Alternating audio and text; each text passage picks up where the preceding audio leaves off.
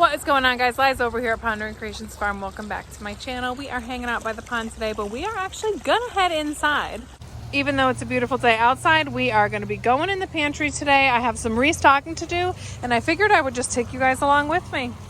The homestead is looking a little bleak right now, not as green as it was, but it did give us a lot of food this season, and there are still a couple gardens in the greenhouse that are giving us some nice cold weather greens.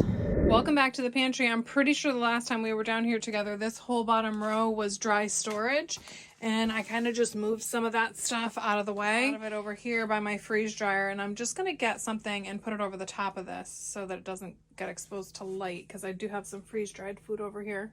So that left me with the bottom shelf to restock all the cases of food that we just recently made.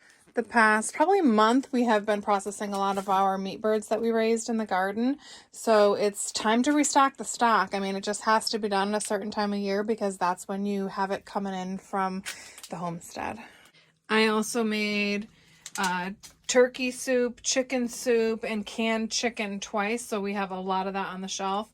Plus I did our last batch of tomato sauce to get the tomatoes out of the freezer, and some cranberry juice that we made here, and I'll link the video. And besides that, we probably need to get some lamb on the shelf because I'm going to do like a lamb stew, kind of like you would do a beef stew.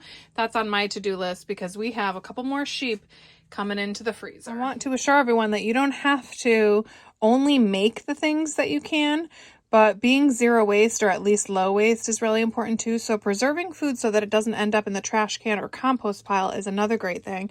So here's an example of that. It's monkey butter. Believe it or not, this is a banana coconut spread, and it is absolutely amazing with fruit. Put that on a peanut butter and use that as the jelly, and oh my god, it is amazing. It tastes like something you've never had before. Let's talk about some of our favorites. Tomato conserve is something we've been using a lot lately too, just on our little crudité boards, and it's absolutely amazing. Figured I would show you guys a couple of our hot sauces too. This is Tobago pepper. This is really good. This really tastes a lot like buffalo, and it has a sweetness to it, fruitiness to it. It's really, really delicious.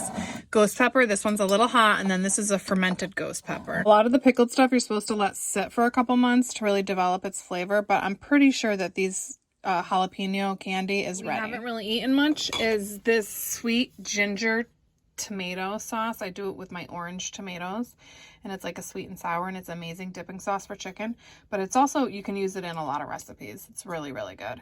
And this can be found in the Ball canning book also. Apples and onions is definitely one of my favorites.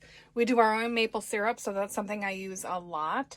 And this corn salsa has definitely turned into one of my favorites. Chow chow and this sweet coleslaw with cabbage that we grew from the garden, and I put some kohlrabi in there too, is a nice, healthy, sweet treat that tastes like summer.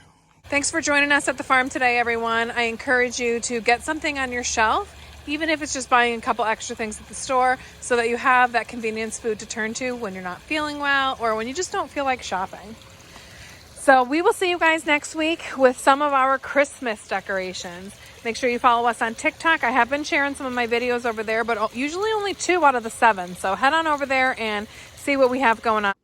Let me know in the comments if you guys have any questions about any of the recipes you've seen. Most of them were gotten from the National Center for Home Food Preservation or the Ball Blue Book. And let me know if you have any questions that we should go over for our Pantry Chat series. See you guys on the next one next Sunday at 11.